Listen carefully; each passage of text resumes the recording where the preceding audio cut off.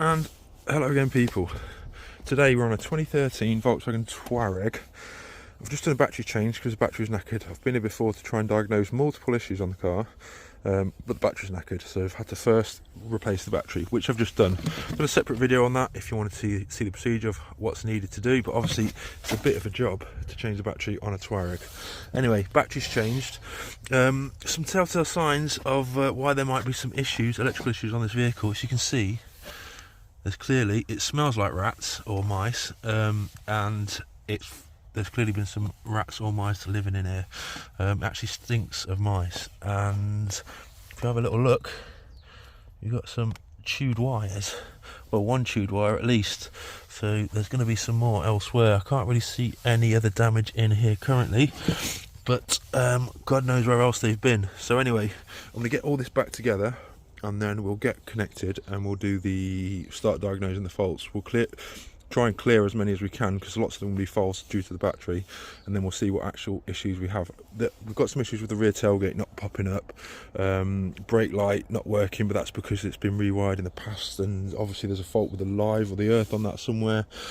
So yeah, let's get this back together and we'll see what we're dealing with.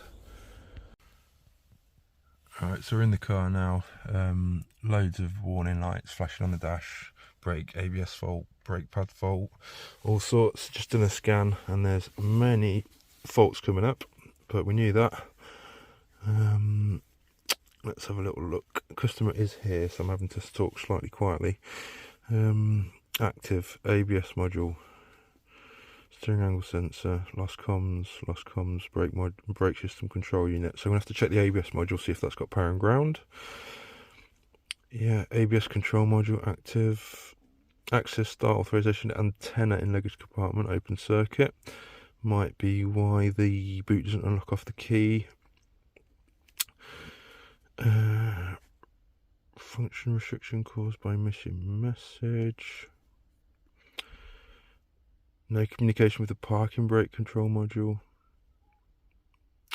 Steering column electrics control module. Oof. Parking sensors. I think the customer's coming to speak to me, is she? No, she's not. Steering angle sensor. Drivetrain data bus. Faulty. Okay. Instrument cluster. Function restriction. Remote control connection. No signal. Brake system. Rear lid. No comms. Control module for the rear lid. That'll probably be why that's not working. Data bus. No suspension data bus, because it's probably got... Yes, it has it? Yeah. No? Has it got adjustable suspension? Probably has. Parking brake module, rear lid control module. I can smell the rats and the mice in here. It absolutely stinks. Come on, can you stop giving me faults now? Voltage too low. Yeah, well, we've sorted that.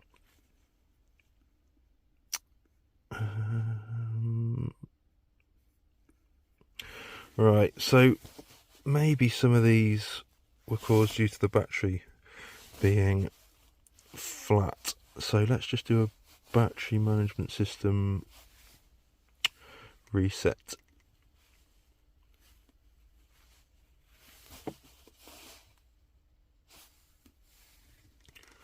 Right, I'll just do this and then I'll be back with you guys. Right, so I did a fault clear, and all the faults that have come back are basically relating to the brake system.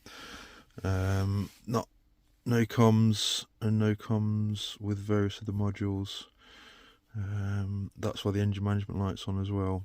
So we're just going to take power and ground to the ABS control module and see what's going on there, if we've got power and ground or not. In fact, no, we're going to check all the fuses first. We'll check all the fuses under the bonnet and in the vehicle. So I'll do that now. Right then, so I've checked power and ground on the ABS module. Checked all the fuses are fine. Checked power and ground on the ABS module, which is just here. Just disconnected this, use the test light, and it's got power and it's got ground.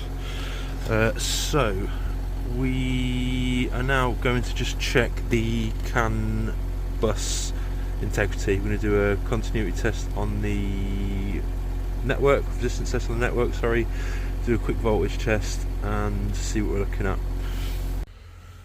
So tested voltage on CAN high, CAN low, 2.5 volts both sides. So it's flatlining, so to speak. It could be shorted. No, it wouldn't be shorted. But there's an issue there somewhere. It's just sort of dead, flatlining.